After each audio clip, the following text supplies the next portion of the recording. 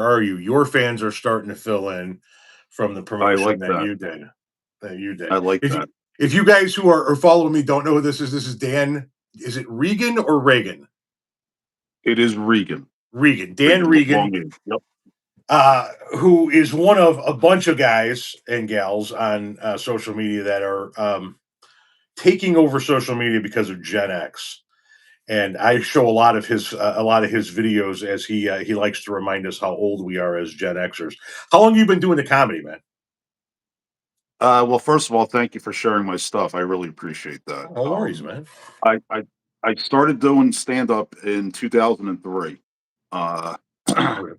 and I actually went to acting school in high school. They had a vocational school. Instead of going for like refrigeration, automotive, they had an actually performing arts school that I went to.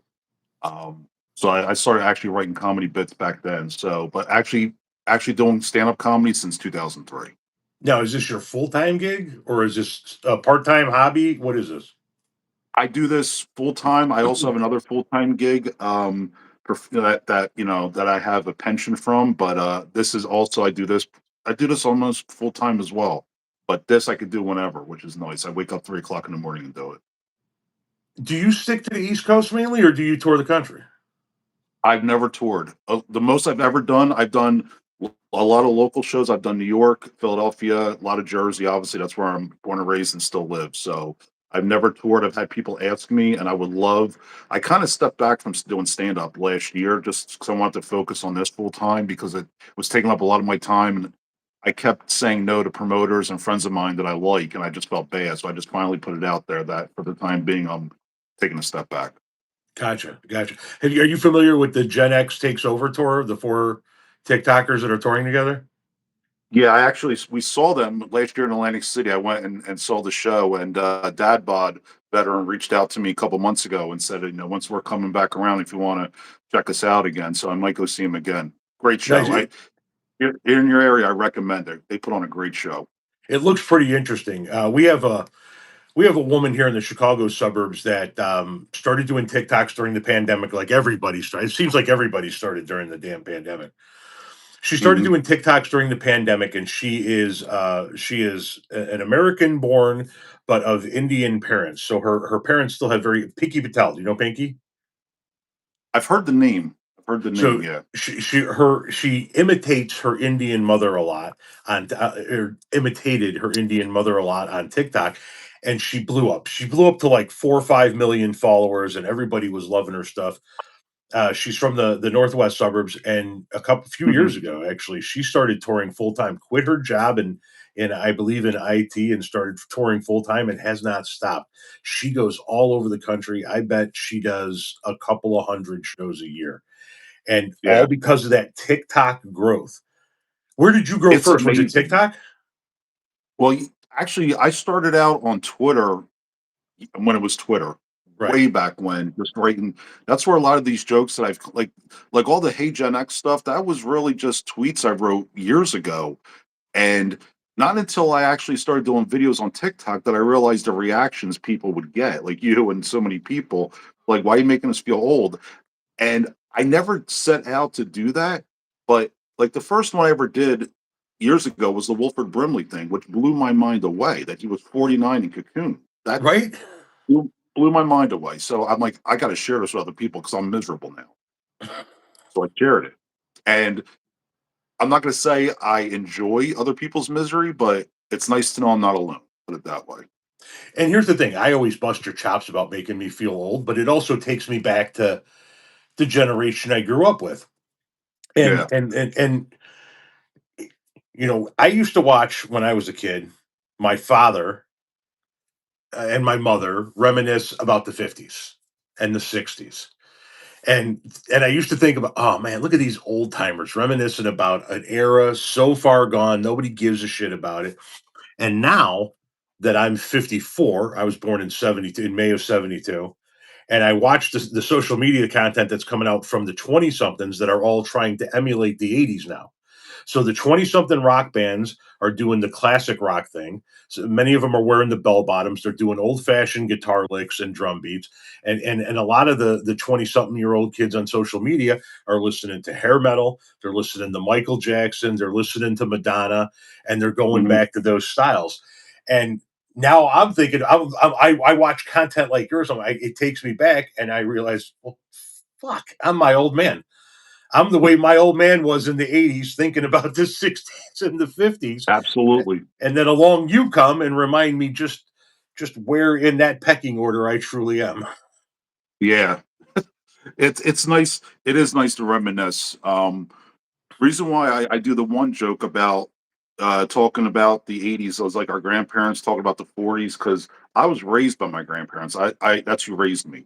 So I heard them talking about the 40s a lot. Like my grandfather was World War II Navy veteran. So that was like, so then I thought about it one day. I said, man, that's like talking about the 80s. That's 40 years ago. Yep. So that was another revelation that I had. I'm like, I got to share with all my friends out there. So Well, and that's the thing that's really blowing my mind right now is the fact that people are now hearkening back to the 90s.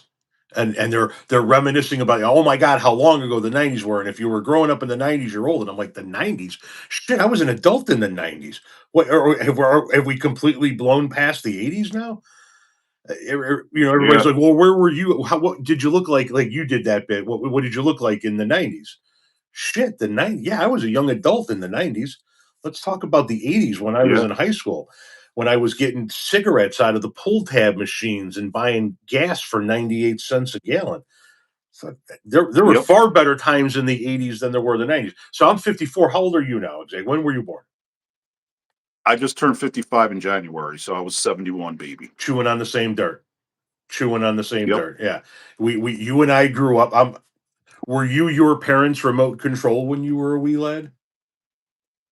Yeah.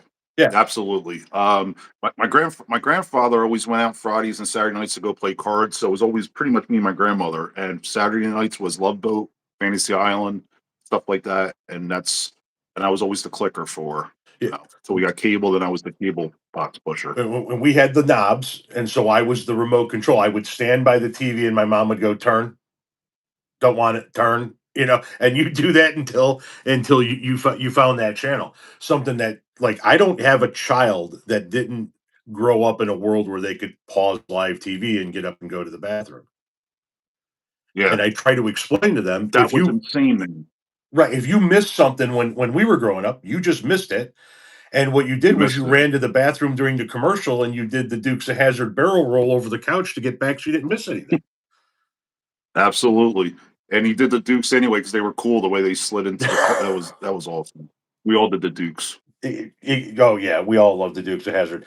So You remember the rabbit ears? You remember the rabbit ears? You were adjusting it, like putting it, like hold it right there, and then you let it go, and it goes. So you had to touch it again and go clear. so not only did we have the rabbit ears, so I was old enough to remember two different kinds of TVs. One that had the rabbit ears built in, and the other that you had to have the little rabbit ears that you plugged into the back because your rabbit ears broke. And I know people think it's weird, but the foil on the end of the rabbit ears, it was constant Oil. in the living room. There were two big antennas with chunks of foil on the Yep. end of the antennas. And when Yep. your parent, in your case, your grandparents were having you move the antennas around, they'd have you kind of scrunch and kind of redo the foil a little bit to Just see. yep. Yeah. If you readjusted the foil from northeast to southwest or whatever, that did the trick sometimes. Exactly. And we joke about it all the time, but for those of you who are listening that are maybe a little bit of the younger persuasion, if the president was speaking to the United States of America, like we hear from the president, and we don't get political on these Monday nights, but we hear from the president daily now. But if the president addressed Yeah. the nation in the 70s or the 80s, there was no other TV to watch because he chewed up every channel that was Yep. available. And people are like, There was only three why would you channels back then. exactly? Why don't you just change the channel? Because there were only three. Yep. So you started when you started out, there were just three, not four. There was, well, ABC, CBS, NBC, but then you had like PBS, Channel 11 local here and stuff like that. Then Fox came along, I think, in the early '90s. But yeah, the main three for all growing up. The main three. Yeah, so here in the Chicagoland area, we had those three: ABC, CBS, and NBC. But then we had WGN, which is the Chicago station that broadcast the Cubs all over the country, and then Yeah, the PBS as actually, hold well. on. Yeah, to Nick's question, I do remember Channel 9 out of Newark, Nick. Absolutely. Channel 9 was a WOR, I believe, out of Newark. Absolutely. So I'm assuming that I am trying to read the comments. your wife is also a Gen Xer then. Yeah, she's a couple years younger than me, so I got a couple years on her, but she's definitely Gen X. So a lot of the times, I don't bounce all my jokes off of her. There are certain ones where if I'm talking about marriage, I'll always, out of respect for her, say, "Is this okay?" And only once in the 5 years I've been doing the social media, or actually since doing stand up, does she ever say, "I don't want you to do that." And it was more because she thought it made me, I was putting myself down too. It wasn't even about her. She goes, Oh, "That's just gotcha. too harsh on yourself." So she's Yeah, really cool with everything. kind of in the same boat as you. I'm 54. My wife turned 50 back in August. She'll be 51 this August, so she's about 3 years younger than me. She's of that Gen X culture as well. But there are a lot of differences in the way that we grew up. I grew up as a latchkey kid. She did not. Mhm. There was always somebody around. There was always somebody taking you somewhere. I mean, you did. She walked to school and did all of those things as well, but she wasn't letting herself into the house at the end of the day. Were you a latchkey kid as well? Yeah, because my both my grandparents worked, so pretty much I forget how old I was when I got a key to the house. I think I might have been 10 or 11 years old when I got a key, and got home from school, let myself in, did what I had to do. If I left, it wasn't no texting. I went out. I knew to come home for dinner. That was pretty much it. Right, and you I don't know if you're the same as I was, but we would travel for towns during the day. Like on a Saturday or a Sunday, it wasn't just you rode around your neighborhood. We would go Right. like so if I was living in when in junior high I was living in a suburb just outside of Chicago, and there was a set of forest preserves with biking trails that ran through several towns. On a Saturday, we'd hit the trails, and before you know it, we're 5 towns over. You know, Yep. we're a good 30-minute drive away from our house, and nobody knew. Nobody knew. I remember one time we rode our bikes. My friend was dating. I mean, this is middle school dating, so whatever. Like this girl, Right. she was like 2 towns over, which on the bikes was about 35, 40 minutes. So it's probably a 5 minute drive, 6 minute drive on the, but we felt like we were in a different universe when we got there. I'm like, how are we going to get back home in time? Do we have, provisions for our travels home? Like, it was like a 5 minute car ride, but we felt like we're on the other side of the world. It was crazy. Exactly. Now, do you have kids yourself? Not that I know of. No, I None. don't. I don't have kids. No, See, nope. I was wondering if you did have kids, how that translated into you parenting. Because from my own personal standpoint, while I used to travel for towns and towns and towns, it took forever for us to let our daughters go beyond the stop signs when they were riding their bike. Because if they got too Hmm. far out of sight, we started to worry. But very similar to you, I think it might have been 9 or 10 years old when our oldest daughter got her first slide phone and a key to the house because she was getting off the Yeah. bus.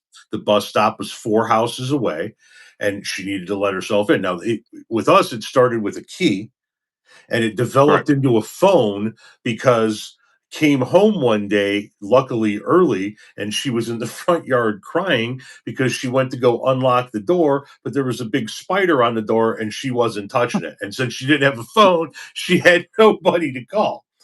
And she That's and fun. that leads me to my next kind of point, which was, and now granted, we have some pretty gnarly well water. We're not tied on to city services, but I remember her saying, Mhm. and I'm so thirsty. And I thought to myself, well, there's two goddamn hoses on the outside of the house. What, you couldn't get a drink of water? I mean, if I went inside to get a drink of water when I was a kid, I would either be yelled at for opening and shutting the door too much and told you're Yep. either in or out, or it would Yep. be I was it. Well, you came in, now you're in. I got something for you to clean. I got You're something for in. you to do. What are you What are you doing? Cooling off the neighborhood while opening the door? That's, you always got that. That was the big one. Yep. Yeah. So I and other Gen Xers that I know of, we became a lot more protective of our kids when we started raising them. We didn't raise them sort of the same way, but in some cases we did. My kids, all three of my kids, have been doing their own laundry since they were 8. That's awesome. Yeah, I don't know about you, but I was very young when I was making my own dinners, when I was or making my own snack at a minimum snacks, sometimes dinners. I wouldn't see my father or my stepmother, when I was living with them until maybe sometimes 8 o'clock at night. Yeah. Yeah, I started cooking at a young age. I wasn't a gourmet, but I knew how to. I could live if I was by myself. To the point where my grandmother went on a trip to Vermont for a couple days. My grandfather did not know how to cook at all. I remember the first morning she was gone. He wakes me up. He's like, "Go make me some eggs." I'm like, "Really?" Scrambled eggs. Couldn't make them. I had to get up and make them scrambled eggs. So I was probably 10, 11 when I started Right. learning how to cook and get my way around the kitchen, which I'm glad, because now I can cook. I'm not a gourmet chef, but I You, could you wheel can up yeah, some you good can food. keep yourself alive. Exactly. Right, So, right. how do you think that the world today, if you don't mind me asking, is a little bit better? I know how you and I think that the world is worse in some ways, but how do you think the world is better from when we were growing up? Uh, well, definitely technology. I mean, that's good and bad, and we could talk for an hour on that. Uh, if my grandparents were still alive, I know like technology would allow me to see them every night, even though I'm not living Yeah. with them. I could FaceTime them. That to me is the biggest thing. Is the connection? You can instantly be connected with somebody, a friend, family, somebody you love. That's the biggest thing for me that I wish we had back then. Um, there's a lot of things I wish we didn't have today that we didn't have back then. Uh, but I think it's good and bad. Um, the social media thing is, at least for me, like I'm speaking selfishly because of what I do. If it wasn't for social media, I wouldn't have these opportunities I have today because I'm getting my face and name out there so much quicker than I ever could have before social media blew up. And I owe it all to this. It's allowed me to just go places, meet people that I never could have. So on a selfish point, that's something for me that's a positive. Amen. It's completely and utterly changed our lives in that we have this is our sole source of income for almost a year and a half now.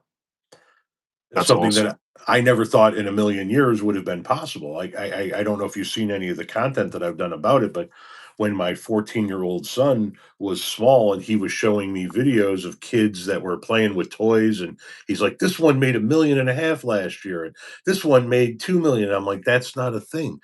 Nobody's paying anybody to make YouTube videos." And then I come around and I start making YouTube videos and start getting paid for it. I'm like, holy shit, that's a thing.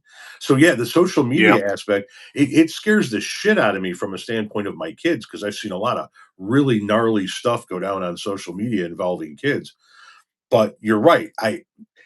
It would be months before I would see my grandparents in Southern Indiana when I was a kid. But had we had this type of technology, we could talk. Like I have a daughter that's 2.5 hours away, another that's 4.5 hours away. We connect at the drop of a hat, whether it be audibly or visually, it doesn't matter. That is Yep. something that would have been fantastic back then, but something that, I would like to see return from the old days, and I don't know if we're ever going to get back, is that sense of interpersonal relation.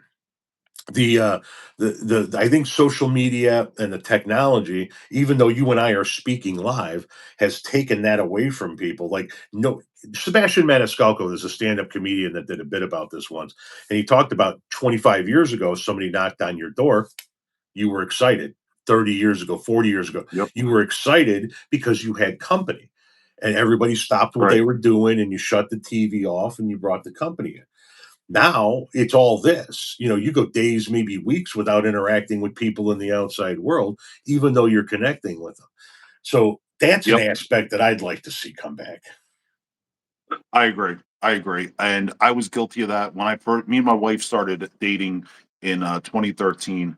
And so obviously we already had phones. Social media wasn't what it is today, but it was there.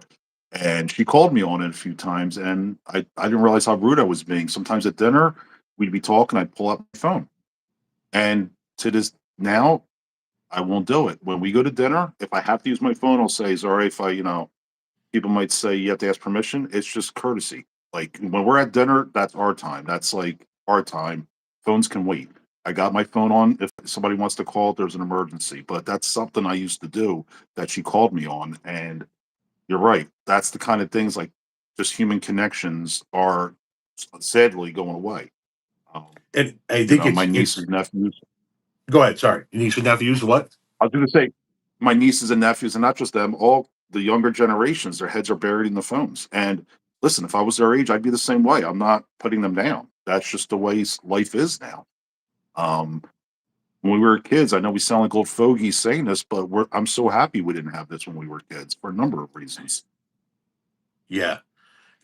I can't imagine. So we talk about this from a perspective of being parents, but also, my wife always says something to me like, "Well, if something ever happened to me, are you going to date again?" Hell no. I can't imagine Mhm. dating in the modern era where everything you do and everything you say and everything you think is on social media, and Yeah. it's enough of it's not a mind fuck, but it's enough of a concentration point to understand that I could lose my entire income tomorrow if I say the wrong thing. You say the wrong thing Right. on one video and you get canceled, right? Yep. I can't imagine being in an environment where you're also trying to not only survive but date, meet somebody. It's got to be an absolute nightmare. Now for them, it's the norm, but and that's the thing. Like for them, for me, looking at dating, it's a nightmare. For them, walking up to somebody in a bar and introducing themselves is a nightmare. Yeah. Yep. Going up to somebody at a carnival or a festival or a concert and going, "Hey, my name's Tom. How you doing?"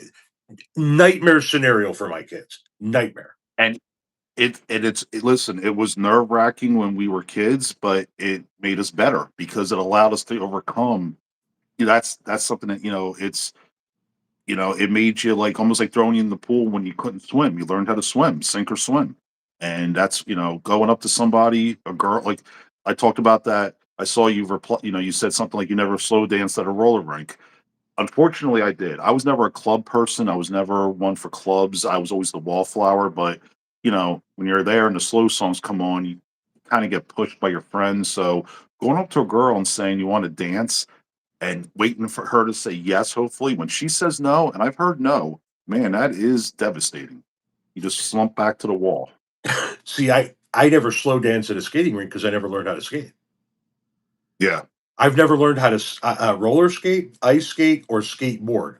So when I would go to the skating rink, which was rarer back then for me because I didn't know how to skate, I was the guy off the thing, so no off the floor, so nobody was slow dancing with me. I was the yeah. guy that usually spent my Friday and Saturday nights. I come from a I come from the Chicagoland area, but I went to high school in a small town of about 4,000 people in southern Indiana, a little coal mine town tucked out in the middle of nowhere.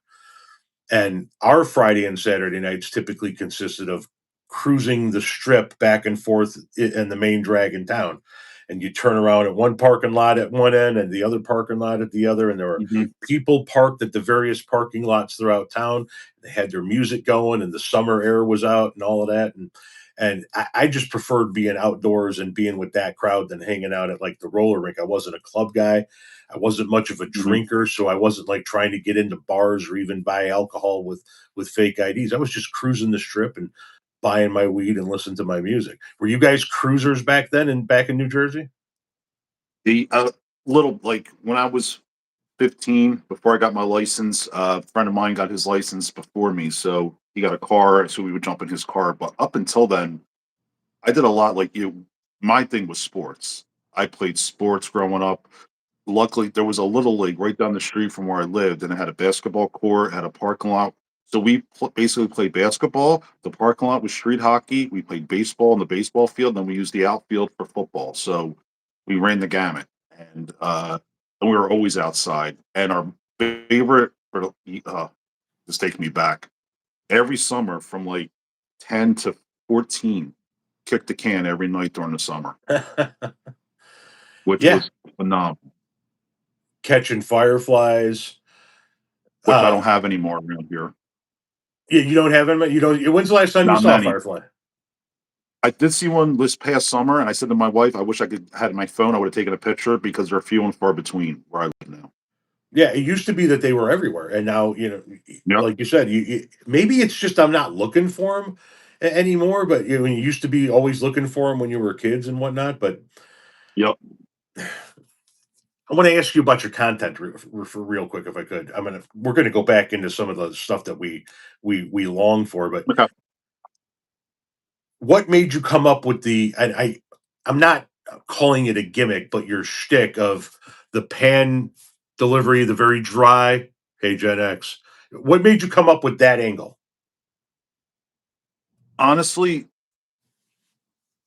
it's sort of me.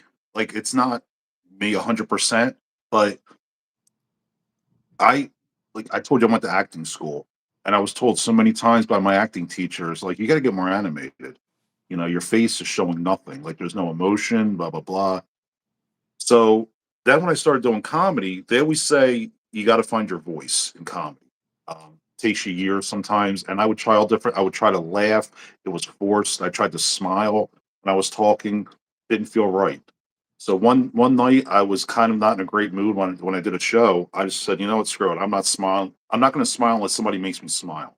Did the whole set. Not that I was trying not to smile. I just wasn't forcing anything. One of my best sets I ever had because I was just being natural. I wasn't trying to put on something.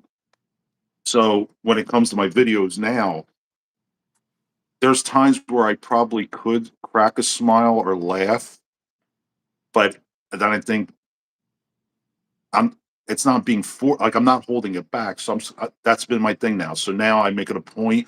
And one thing I do on purpose that people have seen, I won't blink either. That's like another thing that I do Yeah, I now. do. I do notice that you're just kind of like you're staring me down as I'm looking into my phone. Now, some people don't like it. I'm surprised a lot of people have told me they appreciate it, they like it. So I personally feel the most comfortable doing it, and that's why I do it. Oh, I love it. That's I think, like I said, I think your humor and your delivery is right on the money, and it's thank all you. because of my age. You're welcome. Because of my age and because of my life experiences, it's all stuff I can relate to. It's I watch some of the younger comedians, and there are things they talk about that I just cannot possibly relate to. I find some of them funny and whatnot, but you're Mhm. more relatable from my standpoint. Where did you begin to blow up on social media first? Was it TikTok or what? I noticed that you have a rather hefty following on Facebook. Yeah, so like I said, the big one I started on was Twitter, and I accumulated like over 20,000 followers over there. And I was doing good on Facebook, and I just had a regular Facebook page like everybody else. So I would post a joke. Then, if me and my wife went out, I'd post a photo of us at dinner. And I saw myself posting 5, 6 times a day. I'm like, people are probably getting sick of this. I would. If I saw someone post that many times, I said, I'm going to do a separate Facebook page just for my comedy. Best decision I ever made Mhm. because started it. I didn't think it would blow up like it did, and it's like I said because of Facebook, because of TikTok. Then I went to. I'll tell you the TikTok story in a minute how I got on there, but it was thanks to those social media platforms that I'm talking to you. Honestly, I wouldn't be talking to you if it wasn't for Facebook because I wouldn't have the following I have and being able to be seen and people have been so gracious with sharing my stuff and sharing it with other people, so it's been quite an experience. It's been awesome. You said you had a TikTok story. Yeah, so how I got on TikTok was right before, I think it was right after COVID.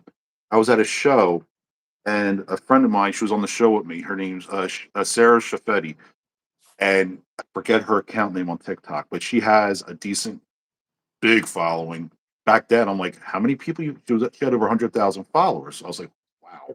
So she says, you got to get on TikTok. That's the future for comedians. And I said, nah, I'm not doing stupid dances. I don't do that stuff. And she Right. goes, it's not, she goes, it's an avenue, it's a hub for comedy. I'm telling you.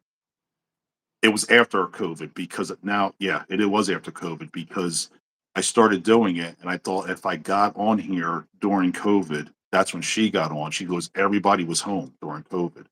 You would have got the following that a lot of us got just because everybody was on their phones. Nobody was doing anything. Um, so that's how I got on TikTok. And then TikTok really took off for me. I had the one video that blew up. Um, I forget which one it was, but that kind of catapulted me into getting, a nice amount of followers. And then it's just been, it's been great ever since. So And I'm what's so your following appreciative. count on TikTok standing at? Uh, I think I'm nearing 360, I believe, And you're in like around the 360. you're over 400,000 on Facebook Yeah, I'm approaching 450 on Facebook and Instagram. and Where are you on that? Instagram. Uh, around almost 400. Around Thousand? almost 400. Yeah, Nice. Nice. yeah, Now, yeah. personal question. Are you monetized on any of those? I am. Good. I am. Good. I I this is the first time I've ever talked about that in public, which I don't mind. I wouldn't have answered it, but I don't talk about it. Um, I see other creators, they'll show people how much they make each month and stuff like I will never do that. That's just a personal thing. Like I said, I'm giving something to everybody, and if they want to give me something back, that's great. And I'm so appreciative of what this has allowed me to do. It's helped me and my family. And um, honestly, I would do this if I wasn't getting paid because there was a time I wasn't, and I did it for the love of it, and I still would do it. If they shut down all monetization tomorrow, I'd be upset, but I'd still be doing it. That's kind of my, just real quick, since we're swapping stories here. How I got on TikTok was I had been doing Facebook for 12 or 13 years and Twitter for, I don't know, 8 or 9 years. And I never, I had like 9,000 followers on Twitter. And I did a separate page on Facebook, like you did years ago. And I had like 4,000, 4,300 followers, something like that. And I used to do Christmas giveaways on my Facebook page. Okay. And I had a Christmas giveaway in December of 2020, towards the tail end of that COVID year. And I put out, who, what the thing was going to be and who qualified, and put your names in, yada yada yada. And on December 10th, 2020, I posted a meme on Facebook. Now, just bear with me, audience, for a moment. This is the meme. It was two pictures side by side. The first picture was an image of somebody's hand holding a box in a store, and obviously somebody's taking a picture of the box. And Hmm. what the box was from an adult store, and it was a shelf that you put on your shower so that the woman can put her foot up on the shelf so that you can easily make love from behind in the shower. And it had a man and a woman, but it didn't show anything, yada, yada, yada. Anyway, Right. the man and the woman were naked, but they didn't show anything. And the next picture next to it was whoever had taken that picture had bought the shelf, put it on their shower, had their leg up on it, and they were shaving it. And the meme said, found a far better use for this shelf. That was the whole meme. That caught me a 30-day ban on Facebook on December Really? 10th. So I was pissed because that meant I couldn't give my giveaway away on Facebook until after Christmas. For Christmas. So Yep. in my rage, I went to Twitter on December 10th with an hour of getting my 30-day ban, and I'm doom scrolling on Twitter, and I came across a tweet of somebody politically that I didn't like, and I replied to them, and I called them an old hag, and that caught me a lifetime Twitter ban. That's That moment. unbelievable. So within an hour, I got banned from two apps. And my wife was already on TikTok, and she said, "You need to get on TikTok." And I said the same thing. Fucking teenage app that damn fuck, I'm not doing that bullshit. She goes, "You need to get on Right. TikTok or just start watching videos." So I got on December 10th, and I started watching videos, and I didn't do anything for a couple of weeks. And then I did a TikTok of my Christmas tree and a TikTok of my dog. And because I do political content, I started doing more political content towards the end of January 2021.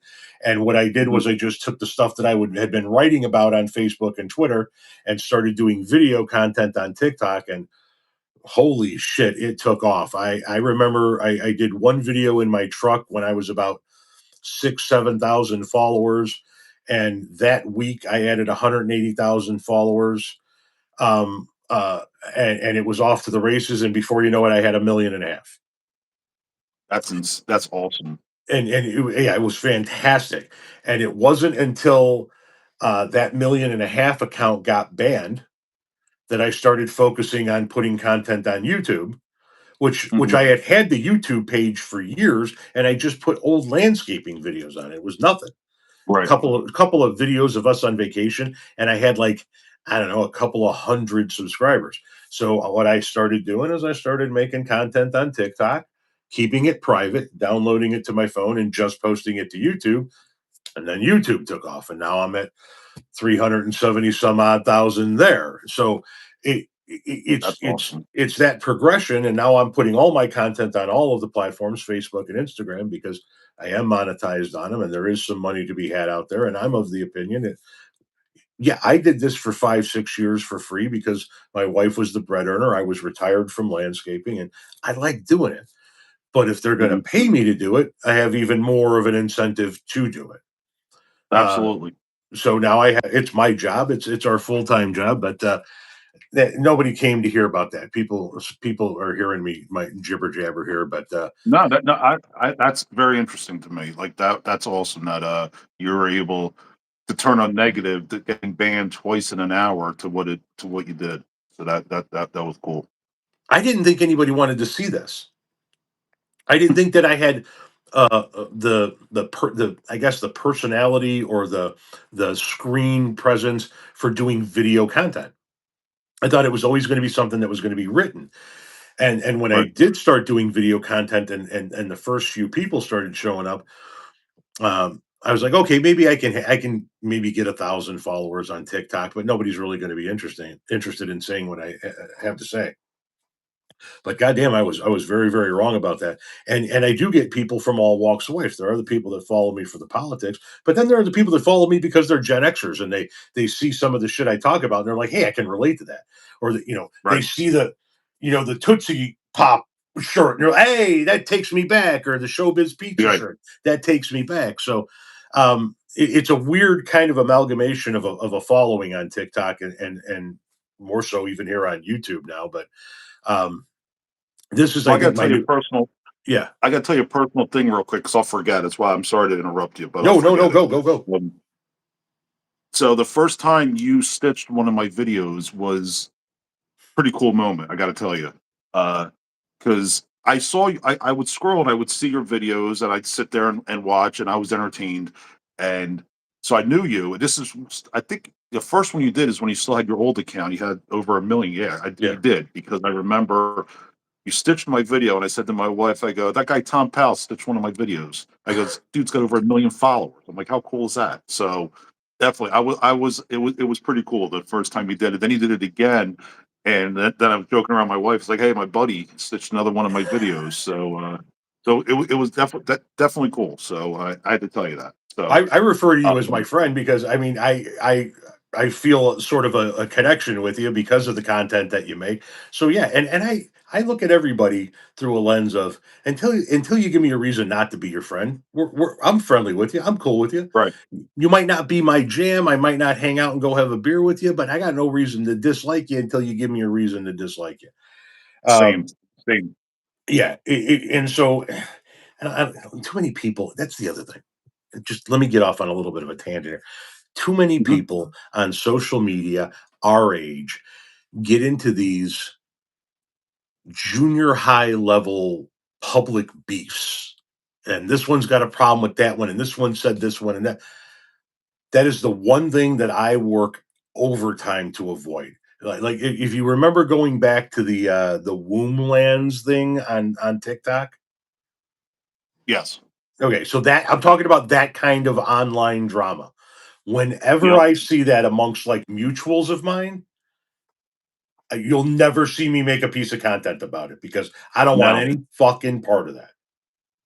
I won't jump in either, unless I feel like if somebody was disparaging you, or because I have friends on here, if I feel like you're being wrongly, you're names being dragged, I will say something. Other than that, I'm like you. I'll stay out of it because I have a friend who speaking of YouTube, I'm jumping back and forth, It's but fun. you're talking about how you had your YouTube page for years. You didn't do much with it. Same. I had my YouTube page probably 11 years, and it was just something that I would go on YouTube and watch. And then my friend, her name's Ursula, on TikTok. She's three sons. She has a great following. I recommend checking her out. She does a lot of opening.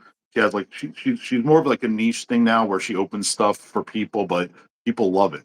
And but she was the one who told me get on YouTube. Why are you doing YouTube? I'm like, because I tried, and I did try once. I couldn't get anything going. And I really took YouTube seriously about 8 months ago, maybe a Okay. year ago. And this is a little bit of a humble brag. I'm sorry, but if you look over my shoulder, I'm sure you know what they are. The YouTube I hit 100,000 subscribers. Yep. So which was a huge and I called all the social media apps out after I got that. I said, why is only YouTube doing that? Right. Why doesn't every listen, that's a trophy. It takes us back when we were kids. You played ball, you got a trophy, or you danced, you got a trophy. You felt good. I don't care how old you are. That's like recognition. That feels good. I got it displayed in my house now. I don't know why Yep. all the social media sites don't do that. I really don't. I mean, kudos to YouTube for doing that. YouTube, I have found because I am on all literally. I'm on. I mean, even on like Truth Social and Snapchat, which are sites that I probably shouldn't even be on. But yes, YouTube seems to care about the content creators the most. B has the most robust and generous revenue sharing program, I think, of any of the social media platforms, and they recognize the fact that they exist because we make content for their site. the other Right. the other platforms always seem to be like, well, no, you need us. Well, yeah, I need a platform to put my content on, but I don't need We need this each one. other. Right. Exactly. It's a symbiotic, and it's one of the big fights I have with TikTok all the time is I'm not even asking you for money. Just fix Right. the damn reporting system so that we can make our content and not worry about losing our accounts left and right. Which is why I love Right. YouTube way more. This is my new home for sure. I still make a ton of content on TikTok, as you know, but this is Yep. for sure my home. Um, I was going to say something and I forgot what it was I was going to say because I'm beginning to get the foggy brain as well. I do know that somebody said something down here that is quite accurate, at least from my standpoint. They said if we were ever going to personally meet in some location, it needs to be around 4 o'clock because we're both old timers, we're both Gen Xers. Do you guys hit Absolutely. the dinner trail early like we do? We try to, Okay. and I'm usually crashed out. Like after we're gonna get done here, I'll probably be crashed out by 9:30 my time. Yep. That's usually when I start winding down. And every day involves a nap for me. That's not shtick. That's not. I've been taking naps since high school. It isn't an old man thing. I just always love naps. Always. I've always done it. So, Good for you. I how mean, about you? I never got into the naps. I was more of a night owl than I was a morning person, but now it doesn't matter what happens. And I think it was obviously years and years and years of body programming from work. Doesn't matter what happens at 6 o'clock in the morning, my ass is up. Even on the weekends when my Me too. son doesn't have to be up and go to school and we can all sleep in, 6 in the morning, I'm sitting in the living room scrolling. I've let the dog out. I've taken my morning bathroom break and my day is up Hmm. and running no matter what. So I do kind of feel like an Yep. old. So my wife and I like to go to Jamaica, and we when we go there, we splurge on ourselves, and we get this room that this villa that has a butler for 10 days, two butlers, and they Hmm. schedule your dinner reservations, and they take you to the dinner, and they get you the best seats and all of that stuff. And there's one restaurant at the resort that we like to stay in Jamaica that is on a pier, and it's not something that they like to. There are very few dining options or tables, I should say, at that place that are open when the sun is still up. It's this Right. nighttime thing, and so we're down. The first time we're down there was 2019, and he says, "All right, so I got you booked at this restaurant for this day and this one for this day, and when it comes to Kelly's Dockside, I got you booked for 8:30." And I literally went, "PM?" And he's like, "Yeah, why?" I'm like, "Because I don't fucking eat dinner at 8:30 at night. Are you shitting me? I am in That's bed insane. at 8:30. I'm on vacation." He's like, "Really?" I Yep. go, "The earliest possible slot you have for that restaurant. No 8 p.m. I can't do that." And No. my kids now make fun of me for being the old man that wants to go have dinner at 5 o'clock. You know what? I embrace it. We went to we went we were supposed to go to my nephew's football game a couple years ago, and we got the wrong field, and they were way on the other side of town. We were never going to make it. So it's like 4:30, and I said to my wife, I said, "I'm hungry. Are you?" She's like, "Yeah." We went to the local diner, 4:30, ate dinner. As we're eating, I'm like, "You realize we're old." And Yeah. by the time we got home by 5:30, I'm like, "But I loved it. Loved it." Here's what Yeah. I've seen a meme that says this, and I've seen a couple of people say it in video format, but it really is a true sentiment. It's something that I've come to learn. When I was in my teens and my 20s, partied my fucking ass off all night long, wee hours of the morning, burning the midnight oil, all of that, burning the candle at both ends, I should say, all of that. Hmm. When I got into my late 30s and early 40s, I realized that anything that could be done at 2 o'clock in the morning could be done at 2 o'clock in the afternoon, and I don't have to lose any sleep. That's it. I can get shit Yep. faced drunk at 2 p.m. I can get high at 2 p.m. I can get late at 2 p.m. I can go see a movie at 2 p.m. I can do anything, with the exception of maybe going to a concert, which kicks off late, which I don't Right. get to. I haven't gotten to a concert since 1995. Wow. Really? I'm going to my first concert in September since 95. The last Grateful Dead show was my last concert. Wow. Is that because, that was your last Dead show and you kinda as, like, a tribute for them, or you just It's decided not to go anymore? you know it it so I lived on the road for 4 years. I don't know if you've ever heard my background. I lived in a tent and hitchhiked back and forth across the country from spring of 92 until Jerry's death in August of 95. Oh, I lived wow. a completely nomadic life. For in 92 I worked for a carnival, and I had a big framed out camping backpack, and everything I owned was in it, and I had a little two-person spring form tent that I slept in. Mhm. So traveled with the carnival in 92, and then I hooked up with the Dead in the fall of 94 and followed them. And when they would stop touring, we would just get odd jobs in whatever town we were in and then pick it up whenever they would tour again. And then in 95, when Jerry stopped and I went to when he died and I went to my last show, I got a job here in the Chicagoland area, stuck around, put my roots back down. I'd originally been from here. And my musical taste seemed to just freeze in place. And all Yeah. of a sudden, I didn't like any of the new music that was. I hadn't liked new music for quite some time, but I really didn't like any of the new music. I was kind of done with the concert scene. I started focusing more on like live comedy shows and shit like that. And Mhm. I was content with not going to any more concerts. My wife took my daughters to go see a couple of shows, took them to go see One Direction and shit like that. And then this opportunity came up. My son, in the last couple of years, has really been leaning heavily into AC/DC and Metallica and all kinds of stuff that I listened to growing up. And then this opportunity, AC/DC's coming to South Bend, Notre Dame Stadium in September. I had to get the tickets. He's never been to a concert. And my wife said, Right. "Who's going to take him?" I said, "Well, I was kind of hoping that his brother-in-law would take him, but as his father, I guess I'm taking him." And so, like, I told her, I go, I got to get back up on the treadmill, get my stamina up because that fucking concert doesn't start until 7:30 on a Saturday night in South Bend, Yep. Indiana, and that's the opening act. Yep. That's going to kick my ever loving ass. I went growing up in the '80s, I can't tell you how many concerts I went to. I went to tons, just like I'm sure everybody did. So as I got older, I was more selective, and let's like you said, a lot of the bands broke up, members died, whatever. One of my all-time favorite bands, Metallica, still tours. So every time they come around, we see them because they still sound awesome too. Yep. It's not like they're just doing like Motley Crue. I heard the last tour they should have hung it up. That's what I Yeah. heard. So Metallica sounds just as good today as they did when I saw them in '80. I saw first time I saw Metallica. They opened for Ozzy in Philly. This was right before Cliff was killed. So I saw an opening act of Metallica open for Ozzy, and we already knew Metallica.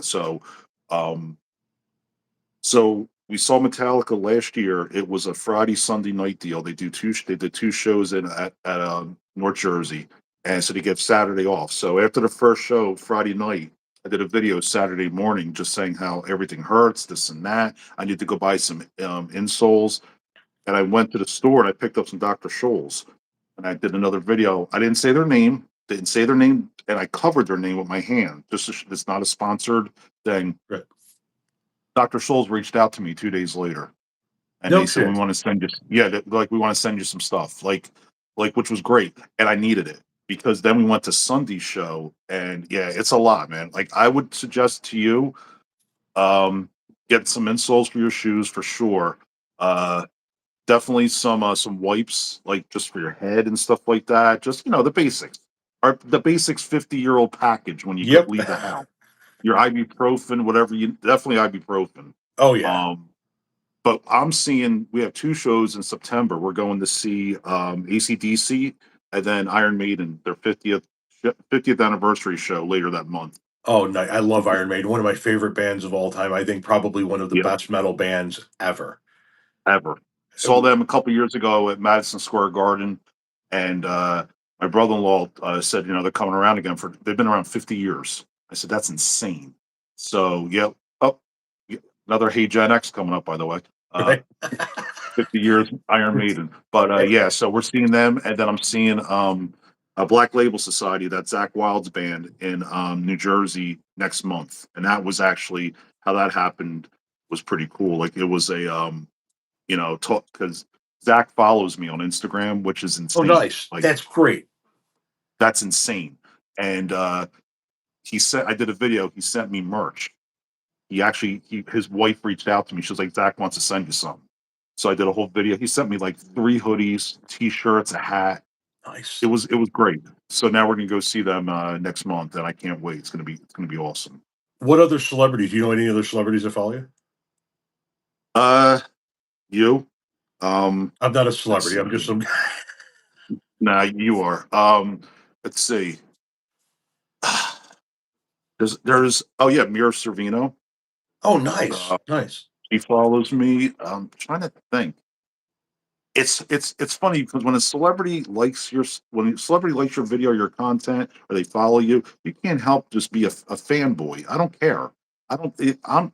I'm a stupid guy that tells jokes on the internet. I'm nobody. So when a celebrity follows me or likes me, I'm gonna fanboy out and brag about. I send it to I whenever a celebrity likes something. I screenshot. I send it to my buddy, and he'll be like, "All right, big shot," like busting my balls and stuff. So I got to think about who else does. Oh, one of the coolest things, he doesn't follow me, but last year Henry Winkler liked one of my videos. Oh, nice. I mean, come Nice. on, that's the Fonz. I was It, I was geeking out big time. I always freak out when it. So the big account afforded me a little bit more of an audience to attract some people in. So the people that I know for sure that were in the celebrity status that followed me and now follow me on the new one, Rosie O'Donnell, the comedian Margaret Cho, the musician Moby, Yep. um, one of my favorite comedians of all time, Vic DiBitetto. Oh yeah. Oh, I He's from love North Vic. Jersey. Yes. So Vic DiBitetto used to send me messages, and I was like, "Is this the real Vic DiBitetto?" And then he came to Des Plaines, Illinois, one time, and we were like, "Oh, I got to go see Vic DiBitetto." So I sent him a message. I go, "I'll be there." He's like, "Tickets are waiting for you. I got to meet you after the show." So we got Mhm. pictures and stuff with him. Love Vic DiBitetto. Um, and then like I got some like local news people that follow me. Like I got to become friends with like Tom Skilling and some other people from the local community here. But I always geek Yeah, out whenever I see somebody like of any kind of celebrity status follow me. When I told absolutely. my wife's cousin's husband that Moby followed me, he freaked out. He was like, "I love Yeah, Moby. That's awesome." yeah. It's cool. Like I have like I see whenever a celebrity likes it, and I'll screenshot, I'll put in a folder, just so once in a while I'll look back at it. I'm like, yeah, you know what? I'm pretty happy. Yeah, Like whenever I'm like, oh, I can't think of anything or shit ain't going good, I'll look and be like, shut up. Everything's okay. So I sometimes I gotta remind myself. I can't complain about anything, you know. I mean, Me neither. I got the best job in the world. I get to sit right here in my office and make content, and for that my wife doesn't have to work. My kids are taken care of, and I get Yep. to talk to cool people for a living, you know. It's awesome. Yep, Um, absolutely. I know probably in the next couple years I'll be able to have the opportunity to do this full time, like really have this be my main um profession, I should say. So if you're sick of seeing me now, hey, I got bad news for you because it's going to be worse. Not only am I not sick of seeing you, I was going to give you the recommendation of a place in Chicago called The Den that I think that Hmm. you would love. It's a smaller venue on the north side. I got to see Phil Hanley there. Do you know that comedian, Phil Hanley, Yep. the Grateful Yep. Dead comedian? He also follows me, That's and awesome. we became mutuals. Got to meet him after the show. Love the Den. If you're ever thinking about coming to Chicago for a show, definitely look them up. I But bef- do. I want to check it out. I do want to come to Chicago. I got to try that Malort I keep hearing about. it's a rule. If you come here, you got to do a shot, and if you do, you're never going to forget it because it is that vile. I heard. I It, heard it it's is. it, it's absolutely horrendous. It should be illegal, but for some reason, it became the unofficial Chicago drink, and it's mandatory. I don't make the rules. Yeah, no, I see people drinking it. I see people telling me I should try it. Um, one thing I'm just gonna plug one thing. It's not a website or anything. People keep asking me to try Everclear, and I said I will. Get me to 1 million followers on any platform, and I'll drink it. And people might say, "Well, who cares?" Okay, then don't. But Yeah, you get me to 1 million, I will do a shot of Everclear for everybody. 192, none of those smaller stuff. The 190, I will do a shot, one shot. amen. Um, Speaking of plugging, before we wrap up, I want you to plug everywhere that everybody can find you. uh, Dan Regan comedy everywhere. So it's any social media app that allows you to see my face. I'm going to be on under Dan Regan comedy, pretty much.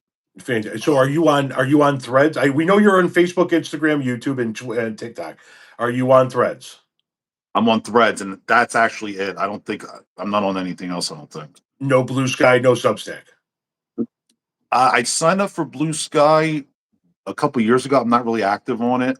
Okay, Honestly, like I like the platforms where you can do videos, and I think you can do videos on Blue Sky, but I three just haven't minutes. really been 30 minutes. Okay, all right. Are you Maybe familiar with the maybe web? maybe I will jump on.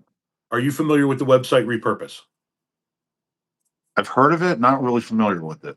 Okay, so let me, if I could just very briefly, because you do a lot of content creation, it's what I Right. use. A lot of other left leaning creators use it that spread a lot of content. So, what it's a paid platform, admittedly, you got to pay a monthly Okay. service. But what it does is it takes your content from any one of a number of different social media sites and automatically moves it to another one for you. So the way I use it is I make all of my content on TikTok because it's the best video creation and editing platform for me. Absolutely. Once I post it to TikTok, it automatically gets all of them automatically get moved to YouTube, but in private. So I can then go in and do thumbnails and descriptions and kind of edit them, and I can schedule those out. Okay. Once they go public on YouTube, I have what's called workflows. That's what they call them, set up on Repurpose. Once it goes public on YouTube, it automatically goes to Instagram, Facebook, Snapchat, Threads, Blue Sky, Twitter, and then I get to choose which ones I want to put on LinkedIn. I don't have it set up to automatically go. So you post Okay. one time and it spreads it out to all your social media sites automatically. So you don't have to upload to each site individually. And that's what I do. It's like you said. If TikTok ever goes away, as far as editing, they've got the best editing tools, the best graphics, fonts. That's the one thing the other ones are a little behind on. I know CapCut, but is a subsidiary of TikTok. So, but yeah, I post a TikTok first, and then I go to Instagram, Facebook, Threads, YouTube, and But yeah, I'll look into that. Thank you, because It that sounds like it might be worthwhile for sure. it was very time consuming for me because I do make quite a bit of content. I made content today. I made 50 videos today. Wow. so then that's my next 2 days worth of YouTube videos. I put 25 videos Right. a day on YouTube. So, and then now tomorrow I don't work, I don't do anything, but that platform, I don't have to put 50 videos on 7 different sites. So for Exactly. me, it's Yeah. extraordinarily advantageous. That's awesome. Yeah, that's great for especially when you're popping out so much content. It's just Yeah. so much easier just to do it that way for sure. Amen. Amen. Dan, listen, I appreciate you coming on here. Seriously, man. I really, really, really love your content. Well, thank And you. I appreciate you having me. I really do. I had don't ever fun. don't ever stop what you're doing because it's fantastic. And it's Thank it's you. it's non-controversial and it's very much in tune with what a lot of people from our generation remember and feel. Yep. Well, yeah. That's what I try. I try to entertain, nothing else. I'm here just to try to make you forget your problems for a minute and hopefully get a laugh. That's it. I appreciate it, brother. We will try to hook up at some point in time, whether that be in New York or whether it be back here in Chicago. If you're ever coming this way, you got to let me know. Okay, you got my number. Definitely will. You'll be hearing from me. I got a question for you. I'll Yes, shoot you a sir. text. It'll be off camera. You I'll got shoot you a it. text. I Amen, don't want brother. to bore anybody here. So Thank you thanks, very buddy. much, man. Go get some sleep, brother. You too. All right, Take bye, care. guys. Bye bye.